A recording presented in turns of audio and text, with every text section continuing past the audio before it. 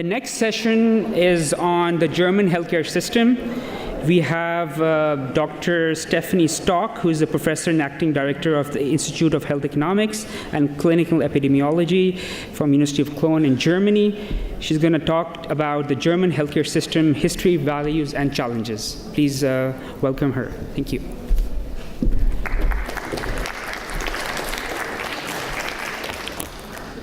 Good morning, ladies and gentlemen. It's a great pleasure to be here today, and I would like to thank the Baker Institute and Rice University for having me here. And I'm looking forward to the discussion. Let me start my talk with a very brief introduction to Germany. And when I get to the end of my talk, you will probably understand why I did this. So this is the Federal Republic of Germany with the former West German states and the former East German states. Now it's reunited. Germany covers area of roughly 350,000 square kilometers. So that makes it somewhere the size between Montana and New Mexico. And if it was a state of the United States of America, it would be the 5th biggest state. It's a federal republic which impacts both on policy and on healthcare. It has a democratic constitution, and the capital is Berlin. You can see the capital here. And Berlin is where John F. Kennedy spoke the famous words, "Ich bin ein Berliner." Berlin is a very vibrant city today, a very good climate for startups. And you can see the German Bundestag here, the German parliament. Economy is running well. Currently in Germany, we had a growth of 2.4% last year. Public households are stable, as you can see up here, and we hope to push back our debt to 47% of GDP by 2023. But of course, we also have problems. One of our problems is that we have a surplus in our exports with respect to our imports of 8% of GDP, and you know a lot of other countries don't like that. So we have tried to increase wages and to facilitate domestic demand. Our biggest problem, which also will be a threat to our prosperity, is our demographic situation. You see the baby boomers right here, and you have heard from Anita, they have the same problem in the UK. So when the baby boomers age, our society will shrink and it will age. And when I go on and explain the social security system to you, you will understand why this is a big threat to our system. Let me give you a few numbers. I will not do much international comparison because both Anita and Mike have done already a lot about it, but we spend around 11.3% of GDP on health, which is a lot. We spend around 4% of GDP on education, 9% combined on education, science, and research, and below 2% on infrastructure. This is, in absolute numbers, around 350 billion per year and 4,200 euros per inhabitant. This you have already seen. We are in the upper third of spenders, and the US, of course, outspends us. This is the percentage of GDP we spend for the statutory health insurance. The statutory health insurance covers 90% of the population, and this is the insurance that I will talk about now. The other 10% of the population is in private health insurance. What I would like to draw your attention to is that this is rather stable. So the percentage that we spend for the statutory health insurance, which means that cost control is very effective in Germany, and it also means that we don't have a cost explosion, although we have an aging of the population and we have the prevalence of chronic disease is increasing. Now, who funds these 350 billion that we spend on health every year? The biggest chunk is the statutory health insurance that you can see here.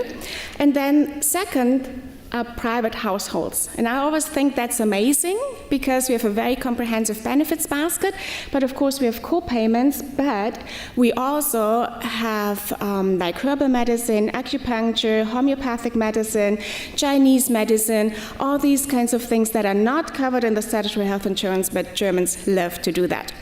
And then the third biggest payer is private health insurance. What do we spend the money on from the statutory health insurance? The biggest chunk is hospital, it's more than 1/3, and then just as in Canada, payments for drugs and for ambulatory care physicians are second or third, this depends. So this physician payment means only physicians in ambulatory care. We both have GPs and specialists in ambulatory care in private practice. And physicians in hospital are salaried and are part of this. Then we also have in the benefits basket massage, sick payment, prevention. Prevention really has gone up a lot.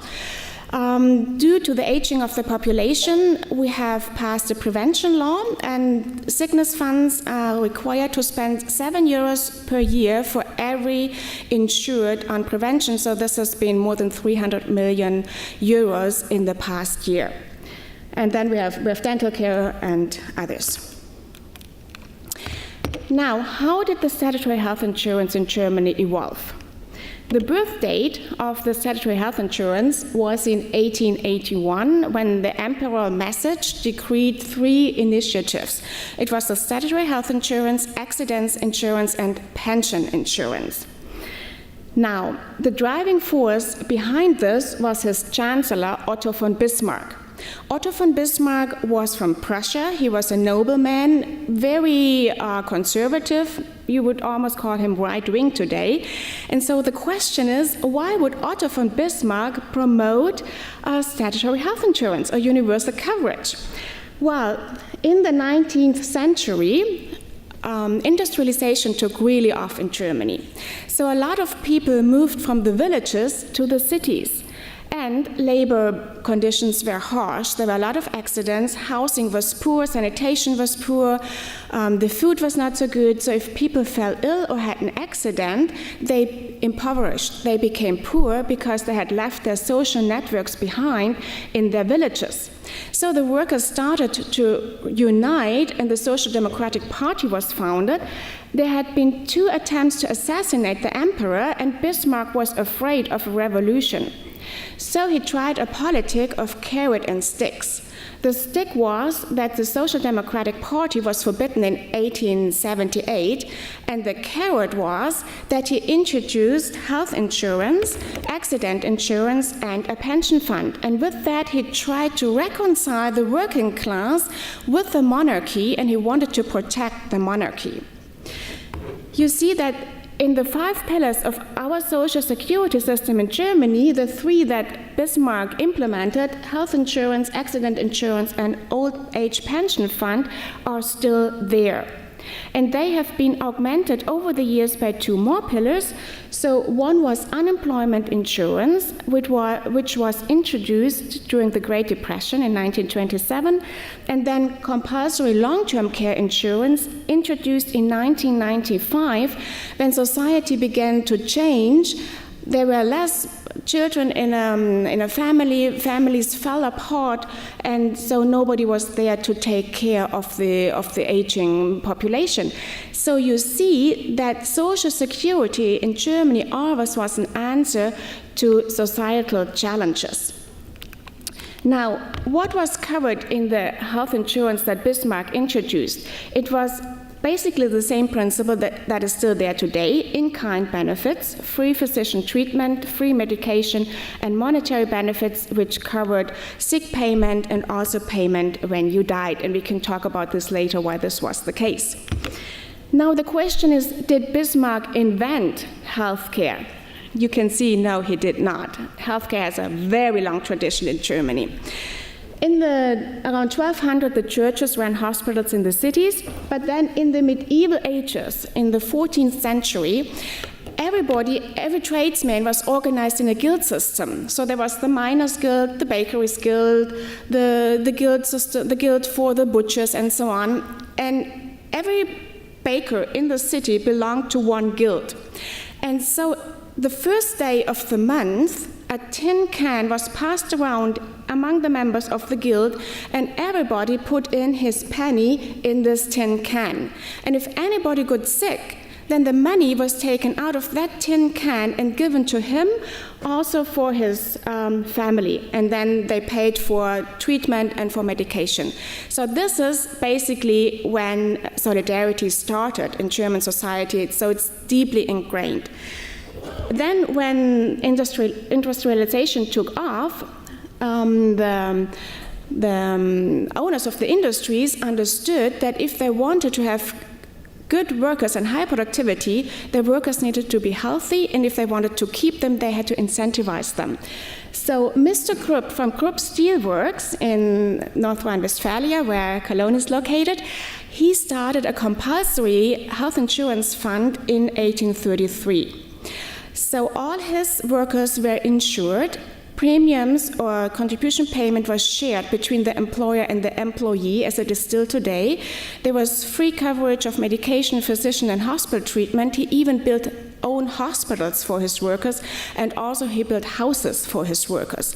So he tried to take care of them very well, and this example spread. There were lots of them, and then Otto von Bismarck only took up what was there and made it compulsory for the whole working class, which only was around 10% of the population then, and now the statutory health insurance covers 90% of the population.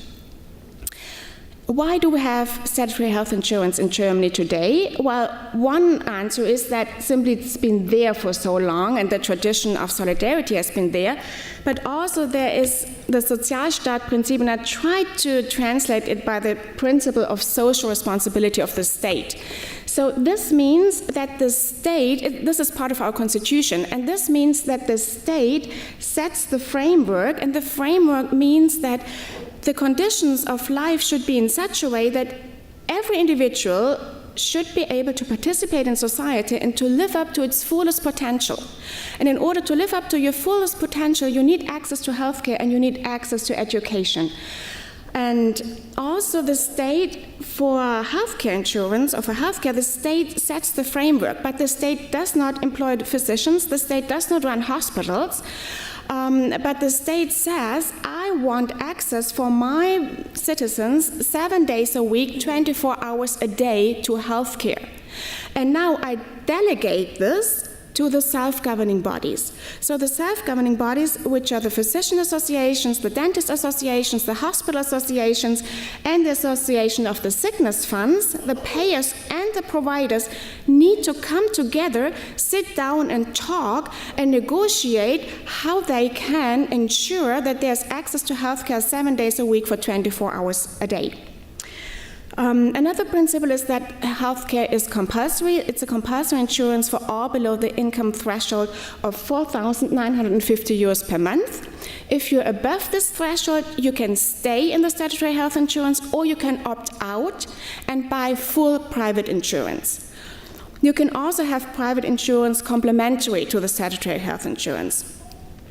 Contribution payment is split between employer and employee. It is a percentage of wages. It's 7.3% for the employee and 7.3% for the employer currently.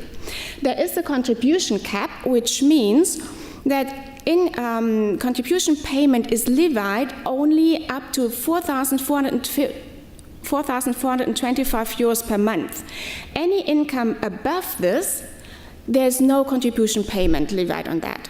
So the maximum that you pay as an employee is 325 euros per month. And then your employer also pays 325 euros, which makes it around 650 euros per month. There's a pay-as-you-go principle, which means there will be no reserves built up in the statutory health insurance. They will not invest in funds in stock markets as does private health insurance, but you can only have reserves for 2-month expenditure. And if you look at this, this is what the average spending of the average contribution to the statutory health insurance over your lifetime, and this is the average spending of the insurance for you. And so you see there's a surplus during your working age because you pay in more than you have in cost. But then when you're old, you cost the insurance more than what you pay into the insurance. So this gap is supposed to be covered by the working age population. And the promise is that if the working age population then retires, the next generation will cover for them. This is what we call the Generation Treaty. And you will see, if you remember what I showed you about the demographic transition, then you understand why we have big problems, or why we will run into big problems. And the overriding principle of the statutory health insurance is the principle of solidarity. Now, solidarity today is implemented as financial transfers. In the old days, solidarity was, there is in Heidelberg, there is a museum, and there you have a bowl, and under it there is an oil lamp and there's a lid on it, and when a woman had given birth in a village, then all the other women would come and bring food to her family so she didn't have to cook. Today, this kind of solidarity is not there anymore, but the statutory health insurance will pay for a homemaker, a housekeeper, to come into your home and prepare the food if you are not well after having given birth to a child. So solidarity is institutionalized. And it's also financial transfers. So the principle is that you pay into the system according to your ability, and you get out of the system according to your needs. But if you're better earning, you pay more. It's the same percentage, but in absolute numbers, it's more than if you're less earning. If you're healthy, of course, you don't get as much out, so to speak, than if you're sick. If you're young, there's a transfer to the old that we have seen, the working age population to the retired, and then there's a transfer from the single to the families, because non-working spouses and children are covered free of charge. Now here I want to give you an example of the solidarity between healthy and sick. And if you look at the risk pooling in a sickness fund, then usually it's like 10% of the population who are very sick. They're usually chronically ill, and they account for 80% of the cost. And so this is the risk sharing between the insured. How does the system work? It's pretty similar to the US system, I would say. So you have the patient or the client who pays contributions to the sickness fund. You get a chip card. You can go with a chip card to the healthcare provider, which operate in private practice if they are physicians, or if they're hospitals, they are private or non-for-profit, or state-run or church-run. So you give them your chip card, they treat you, and then they bill your insurance, and you get the money from the insurance.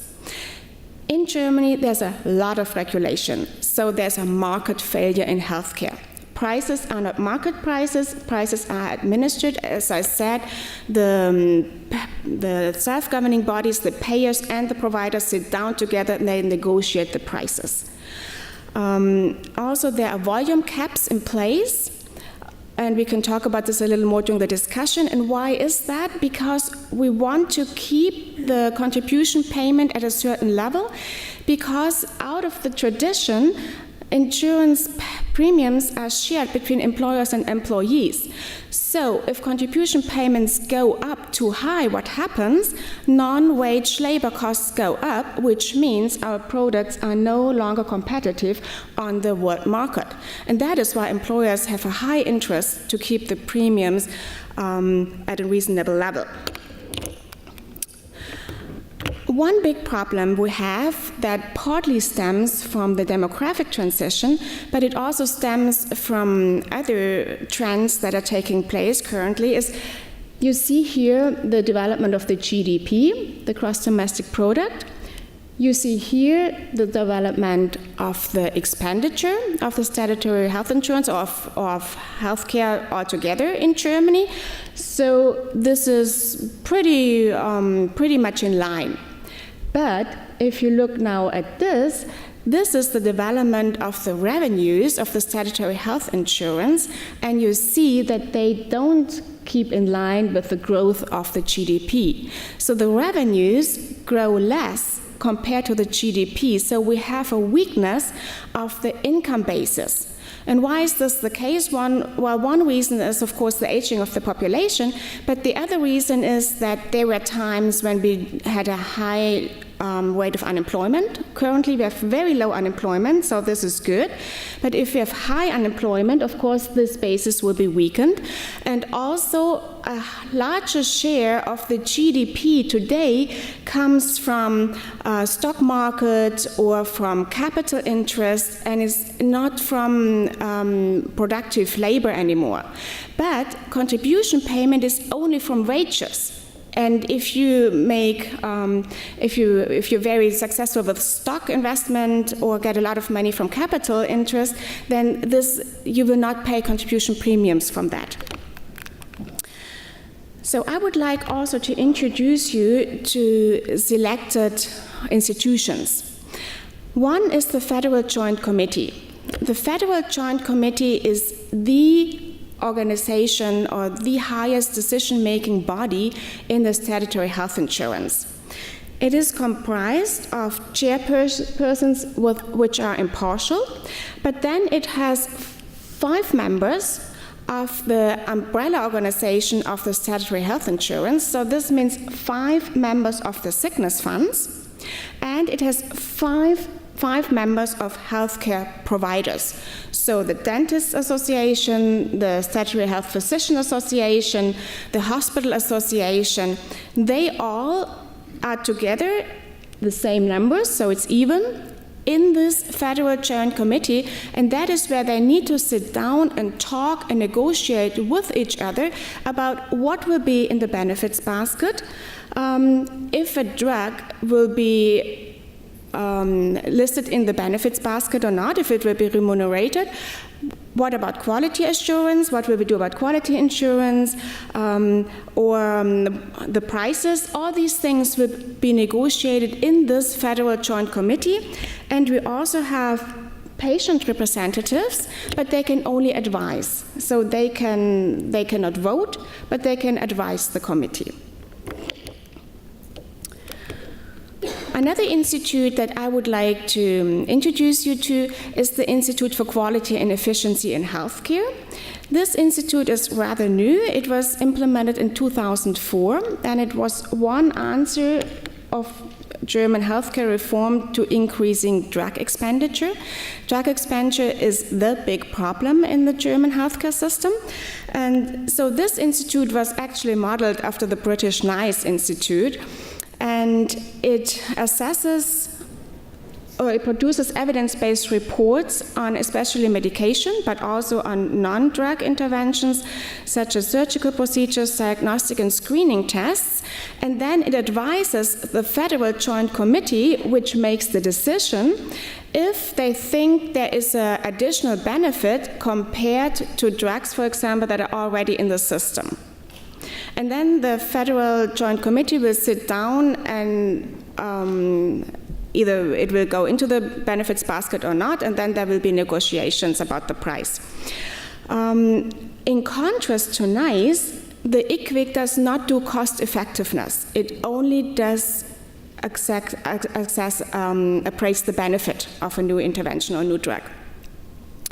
Also, the Institute publishes evidence-based patient information, and it does this not only in German but also in English. So if you're ever interested in finding some evidence-based information on healthcare, you can go to the IQWiG site. So let us talk about challenges, strengths, and weaknesses of the system. If you want to understand a system, I think it's always helpful to understand the tradition, how the system evolved, because that shapes the system very much, and also the values that underpin the system. So solidarity is a value that's very important for Germans, and then of course the challenges that lay ahead, and we share all the similar challenges, especially the challenges of chronic care. So since we are talking about different systems today, I wanted just to draw your attention to the different values underlying the different systems. So when the NHS was founded, the basic value behind it was socioeconomic equality. Everybody should have the same access to the same care, and I'm happy to be corrected if I misunderstand this, but thank you, this is my understanding. But the statutory health insurance, the underlying principle or value is socioeconomic security. So this is something completely different. It's like a car insurance, or it's like a liability insurance.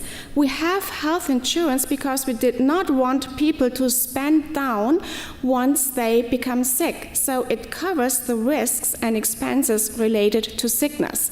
And only the people that were in this insurance shared the solidarity. So in the beginning, remember, it was only 10% because only the working people, and now it's 90%.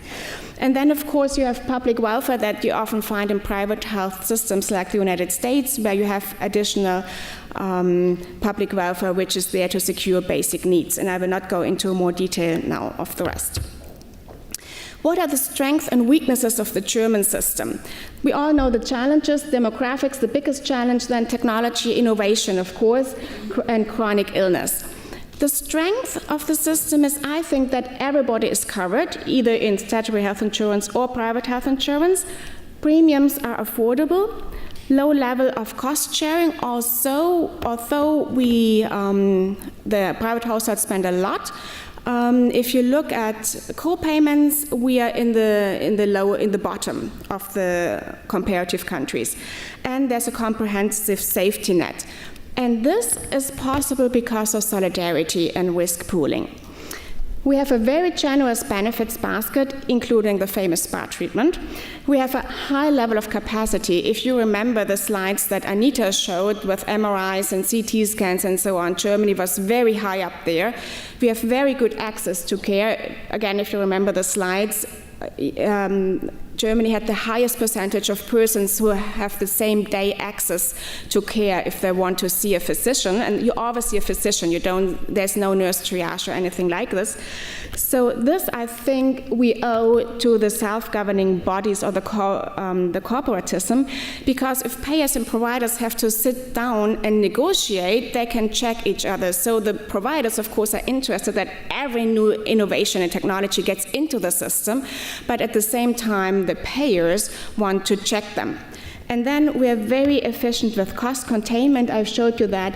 And that also has to do, of course, with the self-governing bodies and the sickness funds being in there negotiating, but also, I think, the commitment of the employers, because every employer pays 7.3% of health insurance for each employee they have.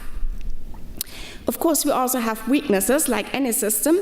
So overall, we have high social insurance contributions because, well, Germans, German Angst, Germans are afraid, Germans want to have insurance for everything. So we have to pay for it. Then there's a lot of waste and repeat procedures in Germany because we have specialists in private practice, we have specialists in the hospital, and then we have all specialists in private practice. There's no gatekeeping. You can see as many physicians as you want. So there's a lot of repeat procedures. We have not yet institutionalized pay for quality of care. Like in the US, you have pay for quality of care or pay. We are just beginning to think about that and introduce this. There's still little patient involvement. I mean, the NHS is a lot better in patient involvement than Germany is, but we're working on it. And there's very slow progress. The system is very aware to reforms. And for example, digitalization, electronic health record. I mean, most physician practices have a computer system, but a universal chip card where your medication is on, where your history is on, that you can share with every provider wherever you go, it's still not there, although we've been working on it for more than 10 years. And this is one of the drawbacks of corporatism and privacy. Privacy is a huge issue in Germany, so we're very afraid to share our data, and this is what makes us very slow in some aspects. We have lower wages for health professionals compared to other countries, and there are incentives for high volumes, although there are volume caps. There are ways to increase your volume. For example, if you're a hospital, you can negotiate a higher volume, and then for 3 years you will have decrease in the remuneration for these services, but after 3 years it's in your budget and you get the full remuneration. Of course, every hospital tries to increase their volume. So this brings me already to the summary. I call this the German paradox, because this is an OECD study, and the OECD showed that the German healthcare system offers very good access to care and excellent infrastructure. And at the same time, the further life expectancy of 65 years old persons in Germany is lower than in the EU average. So here we are, let's see, here we are, Germany. And if you are 65 years old in Germany, you can expect to live 7 more years in good health, and the rest is not in good health. And here we are lower than Norway. You can expect to live 50 more years in good health. The UK around 10 more years in good health. So I'm finished. So Germany basically has some homework to do here. We don't know what the answer is. The OECD didn't know the answer, but maybe this is something that we can also discuss. And in summary, with cum grano salis, the German healthcare system is one of the oldest systems of the world, if not the oldest system. It has a very comprehensive benefits basket, including prevention. And as I said, prevention is a huge issue right now. So sickness funds are spending more and more on prevention, and they also support occupational health programs at the different companies. We have very good infrastructure and good access to care. Solidarity is the core principle, but we have little patient involvement. We have not enough consideration of quality in payment schemes. There's slow progress in reforming the system, and the big problem that really threatens all our social security systems is the demographic transition, and we have not answered this problem yet, although we know it is there. But what I would like to leave you with is that the German industry is competitive on the world market, although healthcare adds to non-wage labor costs. Thank you very much.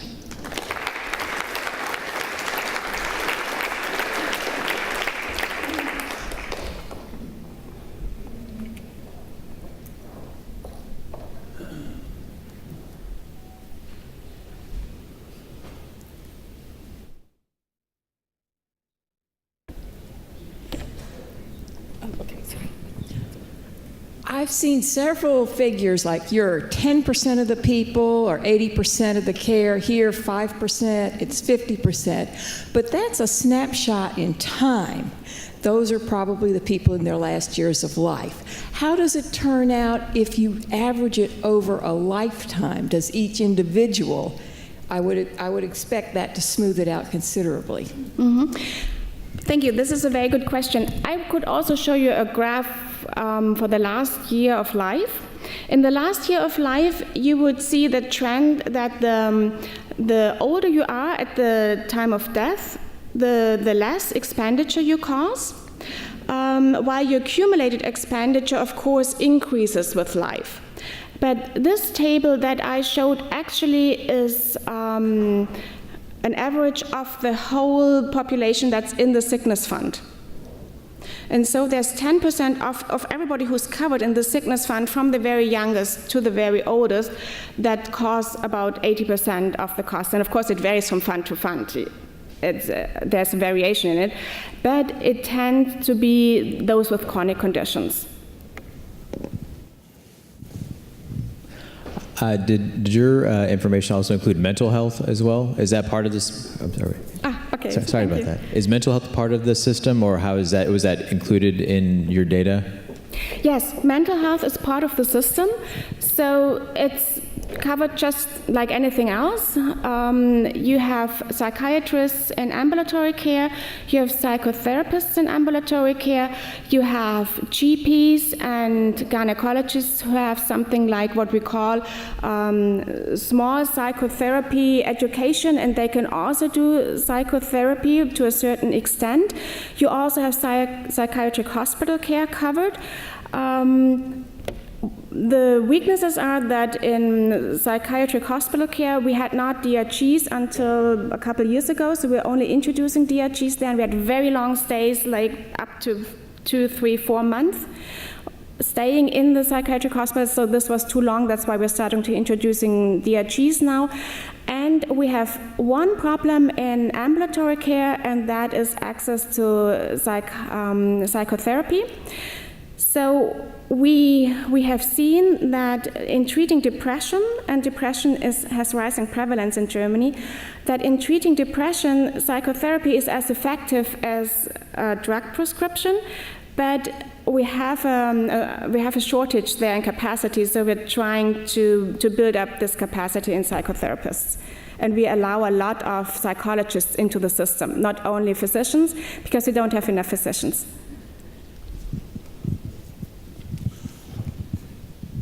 In your presentation, it appeared that the cost of healthcare was increasing at about the same rate as GDP. Mm-hmm. We've heard two other presentations this morning, and I know for a fact that the U.S. system has increasing share of GDP being covered by, or being accounted for by healthcare. Do you have any idea as to why these differences exist?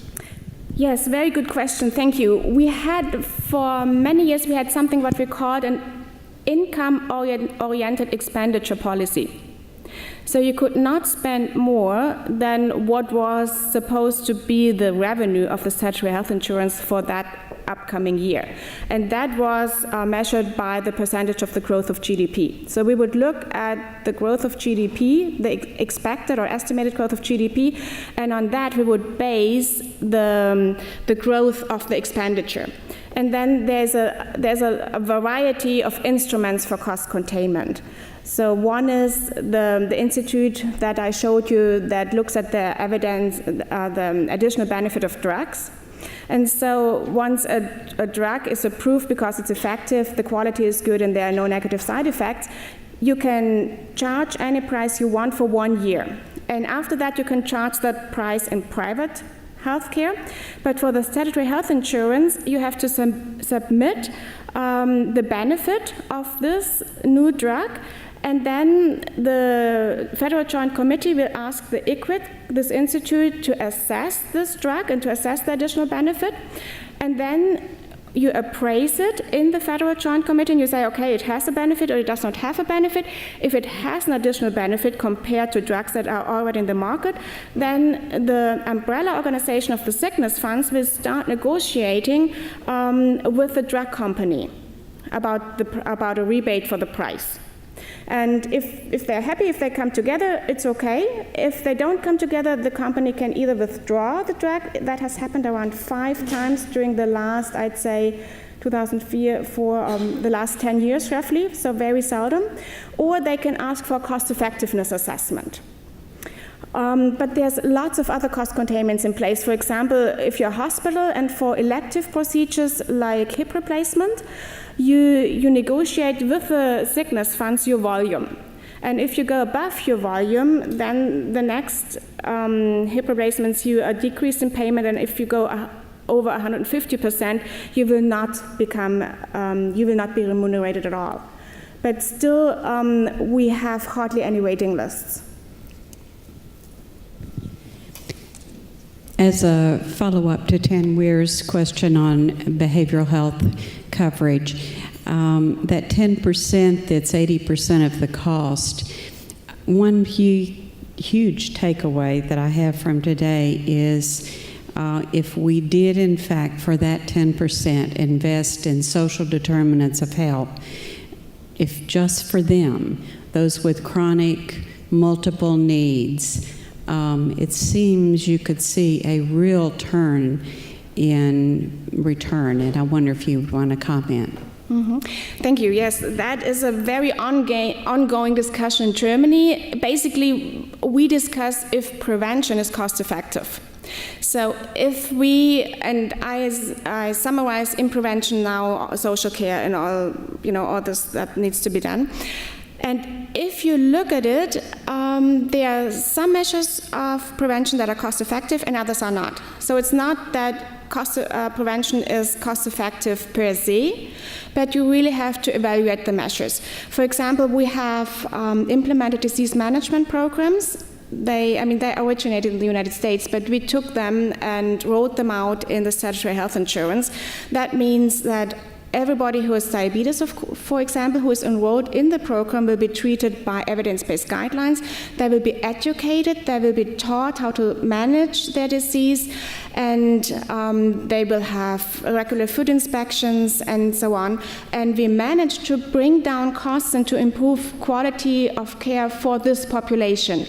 But really, what we try to do with the prevention law is to start even earlier. So we want to start in kindergarten, educating the children in kindergarten, in primary school, in high school, and at the workplace. So we're doing a lot of occupational health programs, trying to bring people to move, to change their lifestyle, to walk, to exercise, to eat healthy.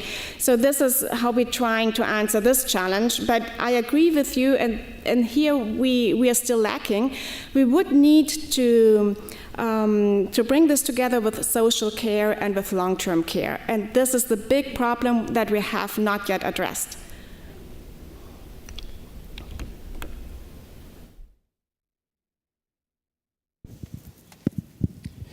Is this 7.3% that's matched strictly for health care, or is this the three-pronged Social Security, health care, and accident insurance? Mm-hmm. No, 7.3% is only for health care. So we also have a long-term care insurance where you pay something between, it will be raised pretty soon to 3%, but accident insurance is only paid by the employers or the state. So you don't pay for accident insurance. And then, of course, you pay for your pension fund. So that's why I said we pay a lot for Social Security.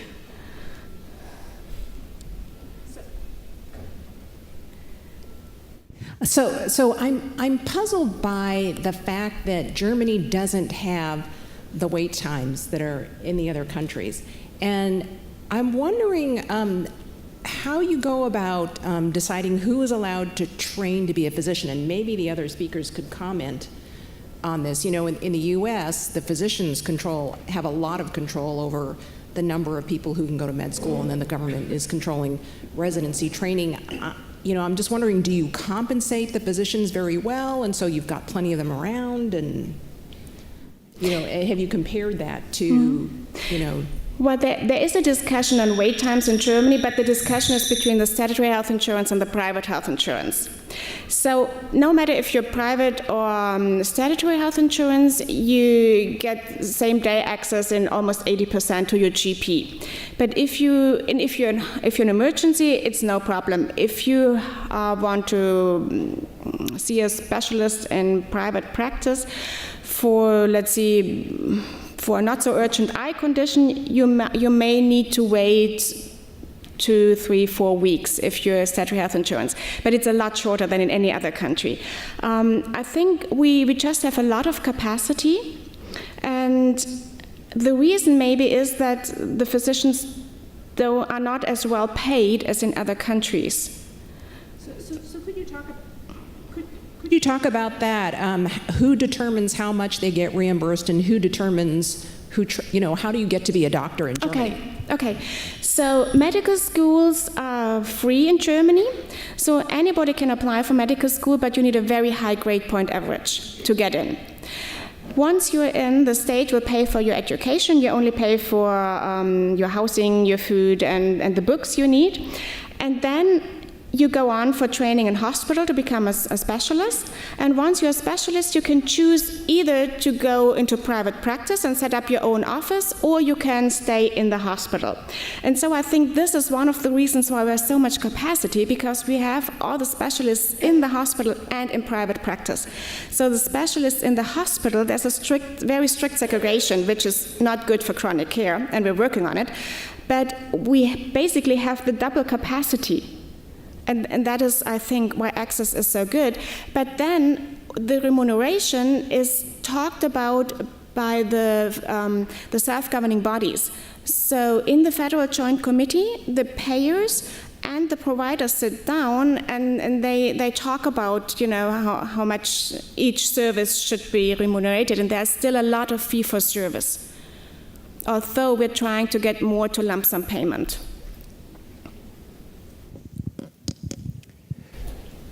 My question was, back here. Oh, thank you. Yeah, the question was, since your growth rate in expenses lower, have you categorized it by drug cost, personnel expenses, capital expenditures versus the averages, so you can sort of determine where you're getting the most of the cost containment? Yes, the sector that we have the most problem with is drugs. That is where the costs always go overboard. And so every new government that comes in basically starts with a healthcare reform to curb drug costs. Because drugs are fully reimbursed except for a co-payment of 10%, but not more than 10 euros.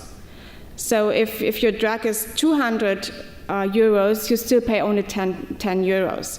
And so there is, I think, more than 23 different measures of cost containment in the drug sector. It's a lot of small things. The biggest one is the new institute that I showed you, but there have also been very drastic measures in times when the economy did not run well. And there, for example, was a moratorium on the prices, so that means that the pharmaceutical industry could not raise prices for a couple of years, which was not heard of in any other industry.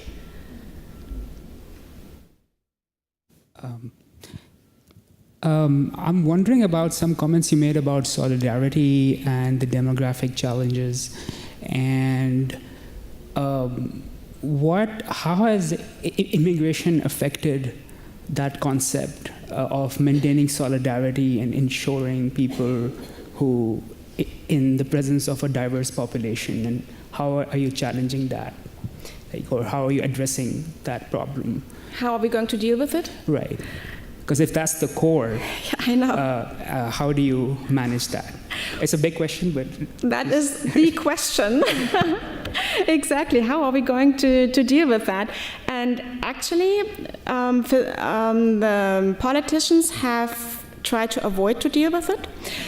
About 8 years ago, there was a big discussion on healthcare reform, and there were two options. One option was to abolish private healthcare and put everybody in statutory health insurance, so to have even better risk pooling. But then, of course, lobby groups are very strong, and this did not happen. And the other alternative was to put everybody in private insurance and have the same premium fixed for everybody, and those who would be eligible would get a subsidy from the state. But neither of them took off. And I think because the economy is running so well presently, there's so much money in the system that the pressure is off. But as soon as the economy will lose steam, we have a big problem. And I think we will probably not have a radical change of the system because we are just too aware to do this, but we will have a lot of small measures, like maybe taking out some drugs, or maybe taking out dental coverage, and you have to put that in a special insurance, or maybe lowering prices for medications, have another price moratorium for the pharmaceutical industry. Just a lot of small measures. That's how we usually do it. But no, we don't have a plan, and it's very sad.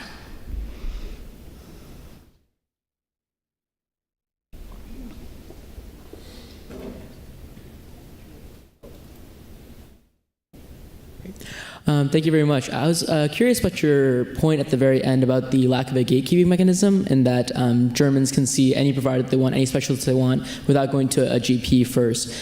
So have there been any analyses or evaluations of the impact of that on cost, or on underutilization of primary care, or de-emphasis on primary care? And do you think that should be something that should be implemented? Mm-hmm.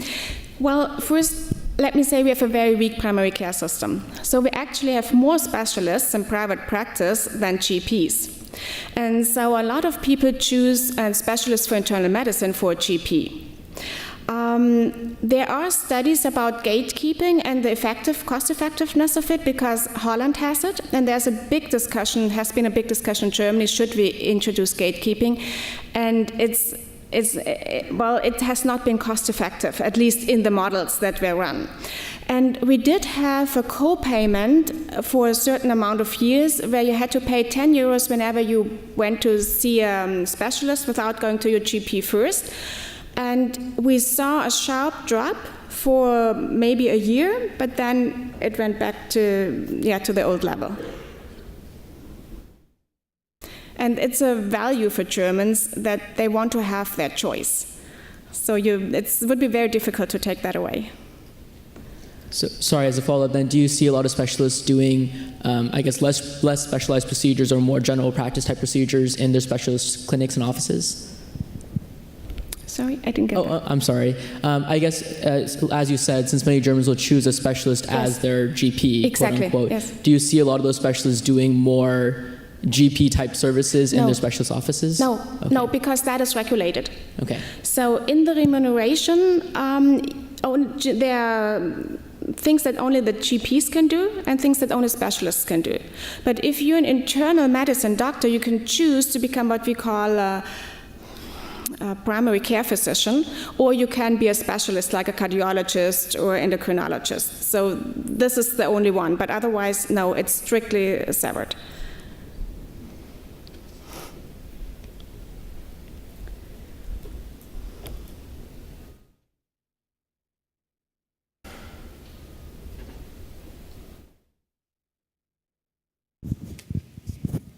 I wonder if the speakers would be willing to indulge us in a recap on two pieces of information from each of your systems. One on access, if you had to name the one or two items that keeps risk pooled under your structures. Of course, we've heard from 3 public systems, so that statutory approach assists. But even in Germany, if you make above a certain amount, you can opt out, and yet you say that 90% of the country is covered. So many people who can opt out are choosing not to. So the first question for the panelists would be, if you had to name 1 or 2 top reasons why pooling stays stable. And then the other question would be, when you look at costs between price and utilization, what is the proportionate driver?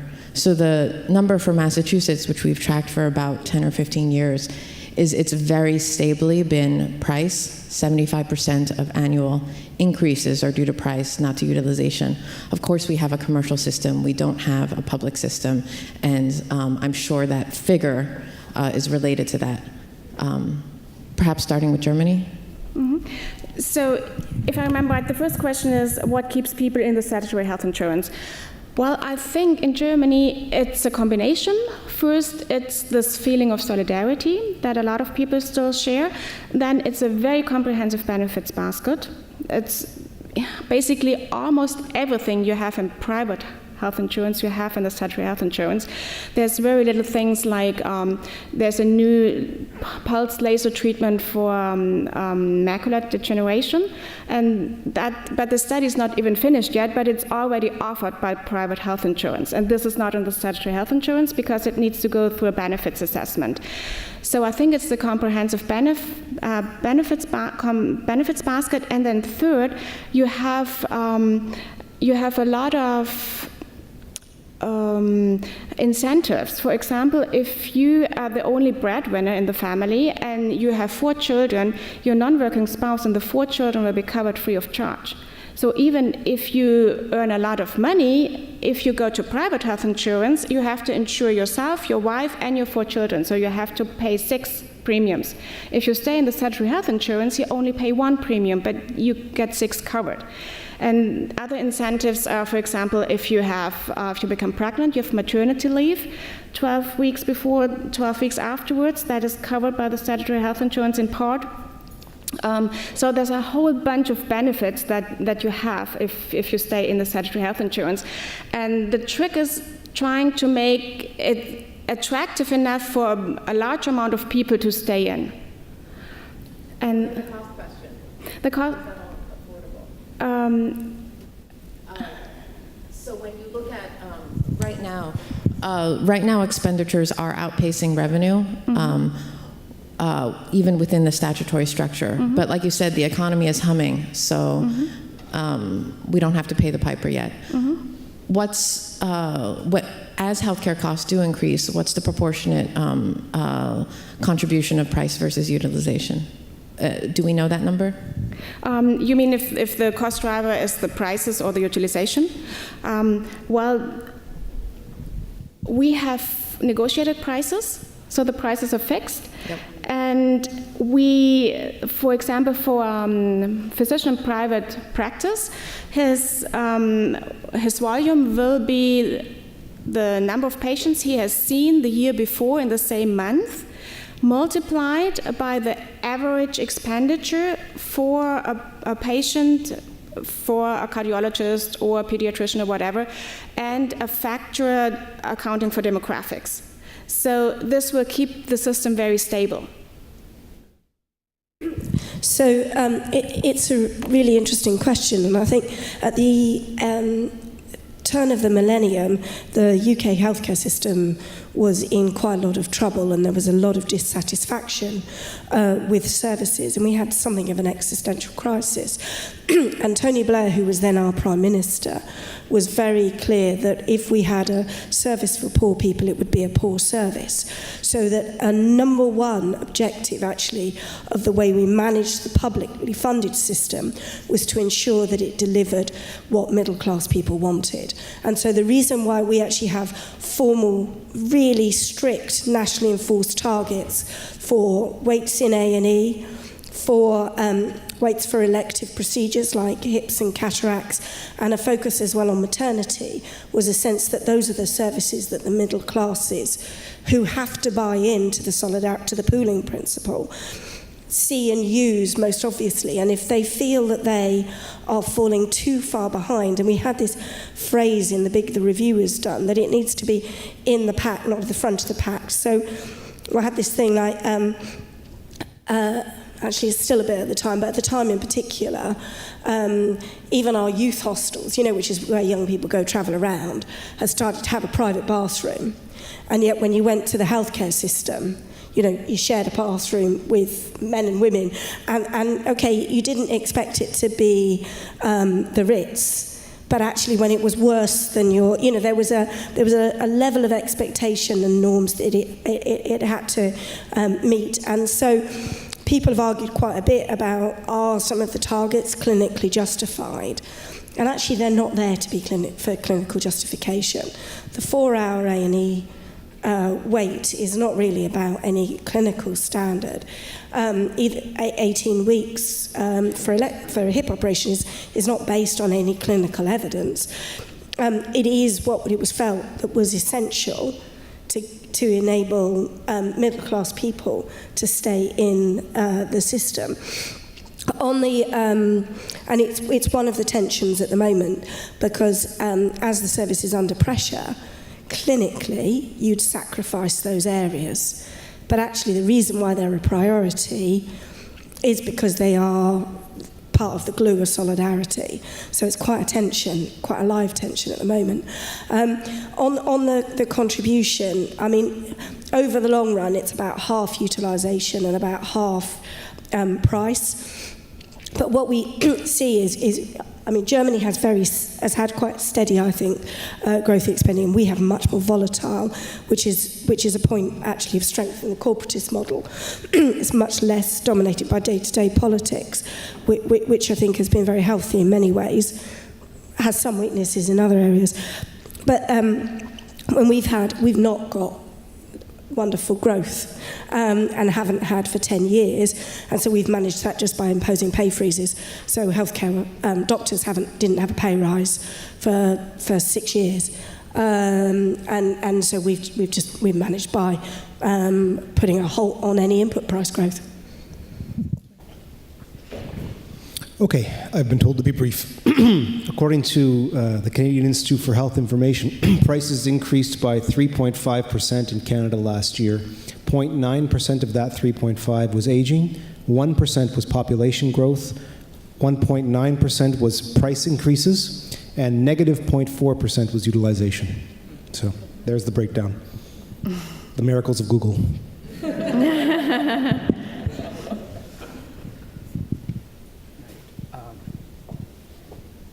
Thank you so much. This was an excellent session, and thanks for the talk and all the comments.